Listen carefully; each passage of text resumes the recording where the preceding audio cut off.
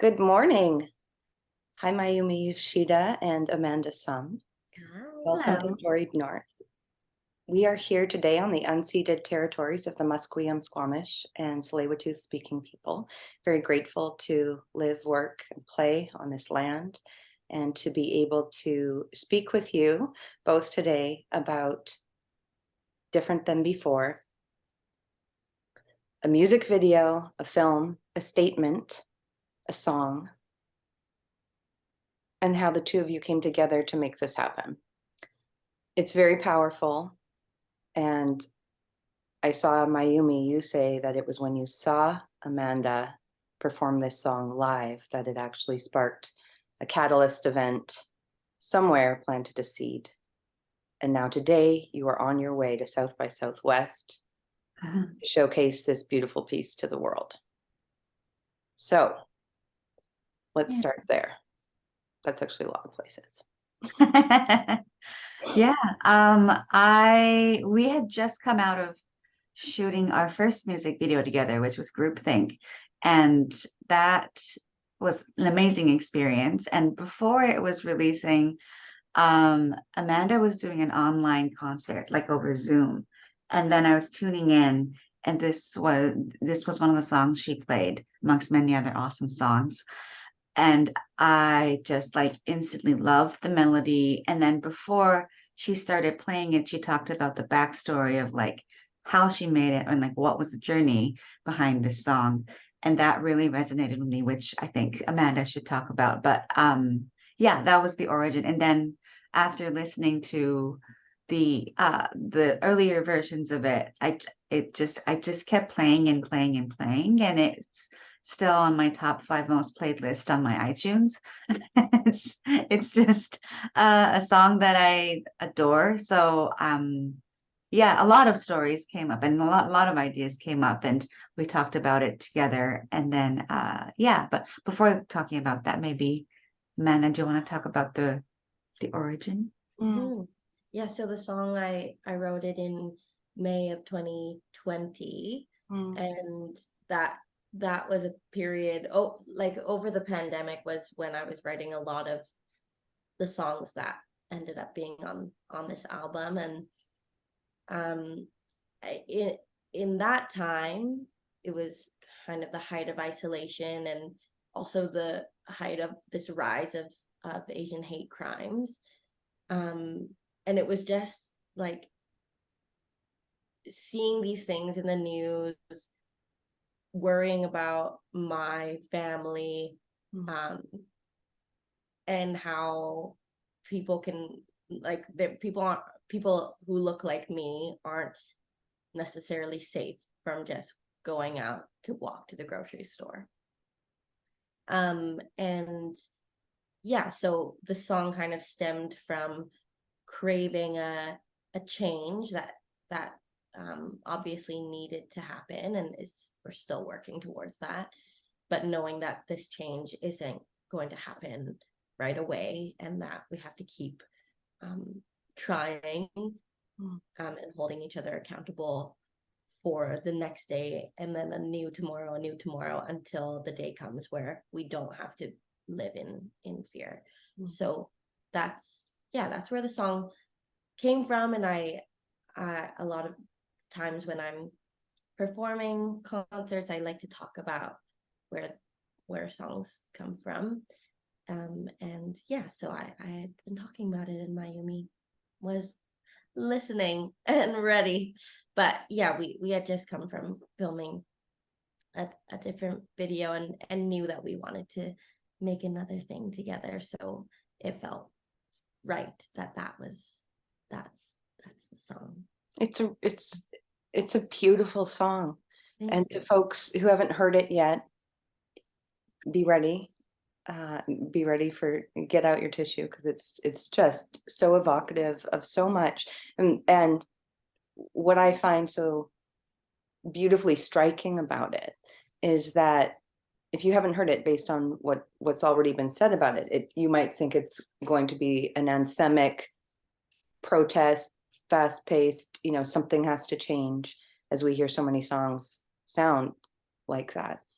And it's actually the reverse. It's really intimate and slow and tender. It's an invitation in. It anchors into the presence of what's possible instead of forcing that change. It's very tender and intimate, and it's a ballad in 6/8, slower, which I find extremely beautiful. And I'm wondering if there was a specific choice in how you did that. Your emotions really, really come through. And as such, they're so powerful. They really immediately bring that out, evoke that in the listener. Mayumi, when when deciding the visual elements of this and the film, because as you'll see, and we'll link to it, and I'll link to the song also, you play with the dynamics of a family celebrating and doing karaoke together, and in a restaurant situation, a sort of ballroom situation, which also feels a little bit in contrast to the tone and mood of the song, let alone some other surprises that I won't reveal, spoilers about the video. But I would love to hear a little bit about that. Yeah, Amanda, did you want to touch on like the tempo stuff that she was talking about? Yeah. Yeah, I mean, I think when I write music, I kind of think of it theatrically almost as well, and try to tap into like musical elements that can arise from the themes of the song. So with Different Than Before, it's about change and wanting change. And so I don't know if it's, some people pick up on it and some people don't, but the choruses are in my head, I count it as 3/4, but the verses are in 4/4. So it changes between, and that to me is like, yeah, the differences that I'm craving sonically come out differently as well. And even the intro as doesn't quite finish at the end. It's the same melody, except it doesn't conclude. So little subtle things that I like to throw into the music writing process that reflects what's going on in the themes. And when you say 3/4, I mean that's classic waltz. And so to be juxtaposing even a waltz through something of that subject matter, of hate, of bigotry, to just be claiming waltz within that, powerful. Thank you. Yeah, we talked about how it's almost a lullaby, but how kind of what it's rooted in is a drive. But yeah, that's also with this acknowledgement that not all things, and these social things especially, aren't gonna just change right away. So it is like there has to be a level of ease to it and care. Yeah. Mayumi? So I think with the music video, I feel like with music videos, you can make it really extravagant and crazy and fun. You can go to that direction, or you can make it quite literal and make it more real. And I felt like this, because the subject matter was real, I wanted to make sure that experience felt true and I was doing justice. But also understanding this is a music video, and also I think because of the heavier theme and the message, we wanted to make sure that there was lightness and joy and celebration. And that I think is really inspired by Amanda's energy as an artist. I feel like she just exudes this gentle lightness, but it's not like just pop. It's very mature. And I really love that combination of Amanda as an artist and as a person. So I really wanted to make sure that like even though we have these things and there's the narrative story attached to this music video, it feels like Amanda. So when we were talking about the stories and the relationships, these were all kind of like inspired by both of our like life relationships with family and stuff. And then also including like, okay, what could be the conflict? What could be like all these things?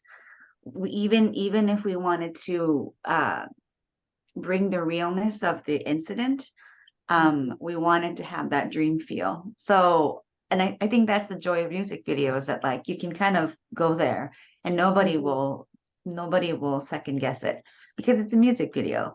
So it was both like that, trying to keep that playfulness, but also making sure that the theme comes out true and real, but making sure that we're not sort of because like you said, then the song is sort of a lullaby. I feel like we wanted this music video to be more of like a gift rather than sort of like a social message. I think the underlying social message is there. We don't need to hammer it to people. The experience is what I think takes us through that journey to understanding. So I hope that there is, and I love that the song itself doesn't end in a normal way. Like and it doesn't resolve, and neither does the movie. The conflict doesn't quite resolve fully, but that's sort of what it is in reality. We don't want it to be like, okay, we solved it, it's going to be all okay. And but it also leaves us with hope. How do we live through when things can't resolve? So yeah, it really was all these little things were all kind of organic and also connected, I think, always. It's really powerful what you did with that, what you did together with that, because change doesn't happen in a day, but acts of standing up for something, speaking out against something, can be beyond powerful as catalysts, but they also wake up in others chains of events. And you know how in art or music or writing they say show don't tell. I think this is a really beautiful combination because it both shows and tells. The visuals and the story and the dream sequence sort of elements give a depth of understanding into that lived experience, or the specific chosen lived experiences we see on screen of this man and his family. But with the words and the lyrics as well, something's got to change. If not today, tomorrow we'll rearrange. And that notion of having to rearrange and keep rethreading and reweaving the story as we go along together. I think it helps with what I've learned as a filmmaker is that like specificity makes it universal. And if we're sending a theme that is that has a social change theme, then I think it shouldn't just be aimed to the people who look like us. We want everybody to see it and feel it. And like we said, like if we want understanding, then I think we need to share the experience. And I think those specificities of like the flashbacks and the relationship between the father and daughter and all of that is a very universal thing. I think it's not just specific to Asian families, households. It's with any household, you'd have a conflict with the father and daughter, or like this tension, or like this feeling of longing, or all that is a very universal human experience. But attached to the experience of an Asian family who happens to experience this thing at the restaurant. So it's kind of like the way in to everybody's heart. So I think that also helped too. And also like the performances that just made us feel like, oh, I've been there. Yeah, the beautiful, beautiful performances by Taima, Olivia Chang, There's so many familiar actors and faces. Do you want to speak a little bit about the cast? Yeah, it was really important to us that the dad was someone who was also very vocal in our community, and also I think we actually even started the idea thinking about like, well, we want to put Asian elders, because why don't we, instead of seeing them as a victim, we celebrate them and we see them empowered and in this full joyful place, instead of seeing them in pain. So and then we thought about like, okay, who would be a great cast? And then I was like, what about Thai? And this was a wild dream at first, and then but it was rooted with, you know, like all these reasonings. And then when the time came to pitch, we actually talked to Olivia first, and then she's also someone who is like a very vocal advocate in the community and such a powerful woman. So I think her jumping on board and then Thai just kind of solidified the story and made it more convincing, I think, in the community that like, oh, right, we're not only are we paying attention because they're stars, but they've been so vocal and active in the community about these topics. And it just was, and we knew from the beginning that this is going to be a community rooted project. So when we talk to community partners and we're pitching it to them, it just is a natural thing for all of us to be passionate about the matter. And for someone who is very vocal at the front on camera, I think the ripple effect was bigger, I think.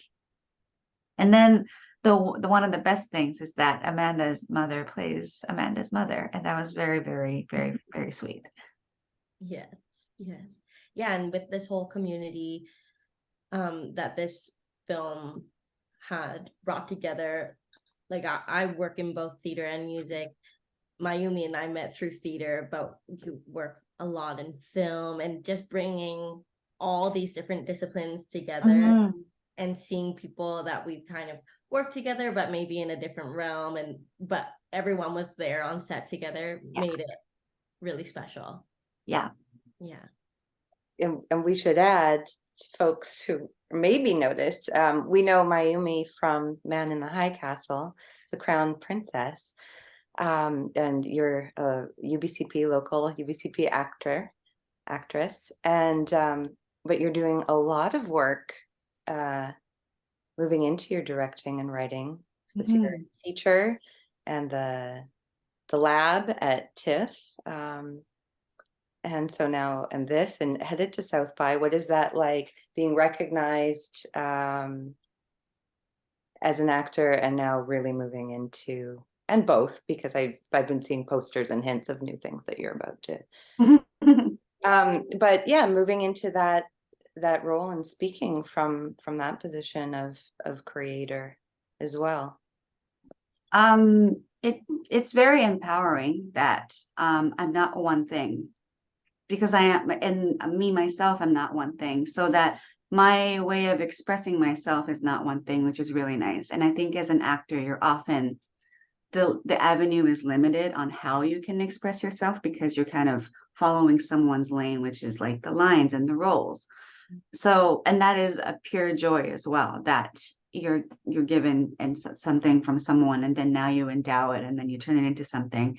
That's the beauty of acting. But I feel really privileged that I get to explore other ways of expressing myself and telling stories. And ultimately, like, really, I'm most passionate about telling stories. So, and that's what I've noticed after becoming a filmmaker, realizing that, I wasn't specifically like obsessed with acting, I think, and I still am, but it's beyond that. And I think what I also love about Amanda as an artist is that she also is so multidisciplinary, and she's such a craftsman, and she's so artistic in so many ways that I think it becomes a very healthy, creative way to live, because you're not waiting for someone's permission to express yourself. So that's just been the result of things leading to things is really, most times it's out of my control, and I just kind of shoot my shot and hopefully it lands somewhere. But honestly, the process of being able to like, oh, what do I want to do here? Like, who am I? Am I the best person to do this? And like all these questioning is a very lucky place to be. So yeah, I feel, and it doesn't stop me from being an actor or writer or director. It all kind of like feeds into each other. Yeah. I mean, how do you feel, Amanda, with the same question? Like, Yeah, I Especially I bringing music into that as well. I mean, those yeah. are two different industries, right? But are they? Mhm. Yes, I think, I mean, I get artistically bored when I'm working on one thing. And yeah. there's always that, like, oh, if I'm heavily focused in theater, then I'm feel like I'm neglecting music and vice versa. And then like where do each of those separate practices go? But now I'm coming to this time where everything is feeding into each other, and it is actually more artistically exciting when you can start braiding the strands of each thing. And this project specifically is a really fulfilling example of just like taking different experiences and putting them all in a room and making this little baby, and then seeing how that takes off is really, Yeah, it's growing from a little baby to a huge thing. Mhm. And you're about to invite the world's eyes. I know it's online. It was a Vimeo top pick, and it's being celebrated at South by Southwest, which is so huge. But to then take that creative container that you each have, that you've both said you're being an instrument, a vessel. You're giving breath and life to different ideas, however that makes you feel impelled, compelled to move with that. And so to be now at South by, where you are in the convergence of worlds of music, of thought leaders, film leaders, actors, visionaries, voices. What are your hopes? What are your hopes? How many seeds will? Honestly, I didn't think of any of that. Dun, dun, dun. No, I don't. I'm just going into a party, I feel like. I don't. You really are. Yeah, which I'm so excited because honestly, once you make the film, like where it goes is like festivals are awesome and the accolades are amazing, but really like the people you actually get to meet through is like the best part. And I sadly, even though we've gotten into so many festivals, I've never attended any of them so far because I've been working.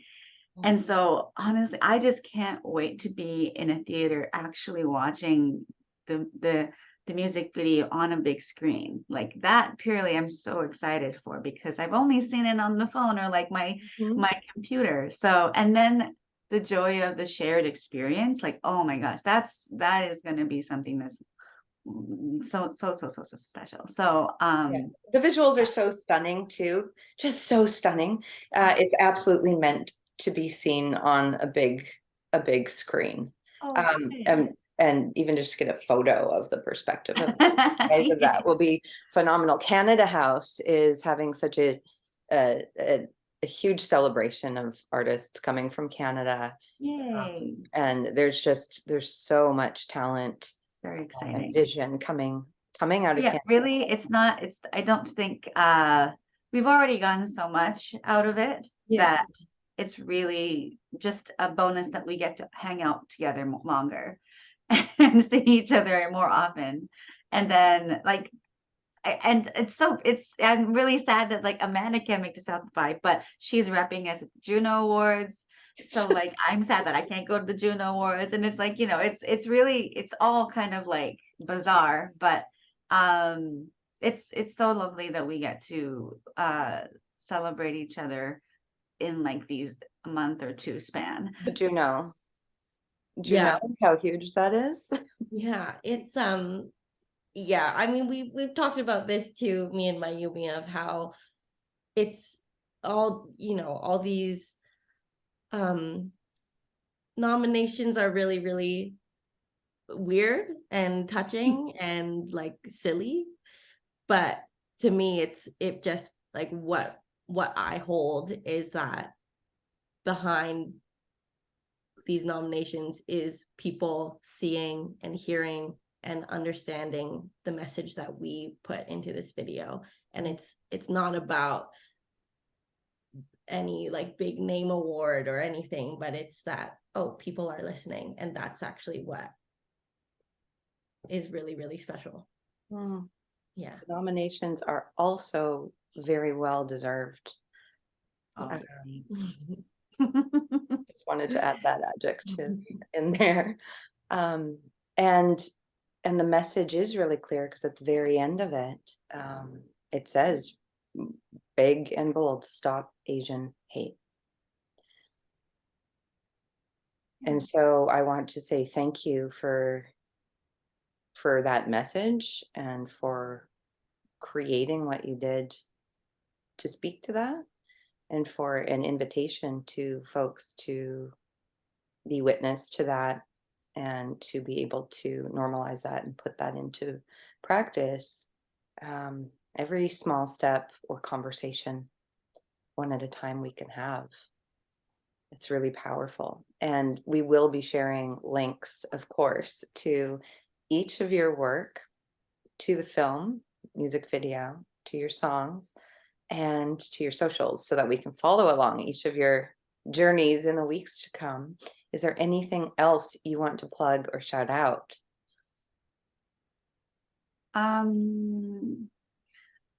I'd like to definitely shout out to all the cast and crew, because sadly we can't take every single person to all these things. But I hope that they're really proud, and I hope that these nominations and things will accelerate whatever they're doing, because like that's the beauty of beauty and the hard part of indie projects, that a lot of people are coming in to help out, and with a lower budget, and we're the only independent artist in the Juno the nominees, and we're so proud of that. Like it's so cool that an artist like Amanda is just like being celebrated, because it's her voice, and we all believed in it. And then yeah, it's really a gift. So I want to thank the cast and crew, and I want to thank Amanda for letting me be part of her journey. It really is the most beautiful song. And I'll shout out to the yeah. band and the production team on the song as well, and that was made by a team of all women and played by an all Asian girl band. And that I think, to me, I can hear that, and I can feel that the people who made the song are people who reflect what the song is about, and that's really important to me. And I think that just like then can bleed out and feed into the song becoming bigger than I thought. And that's big thanks to Mayumi.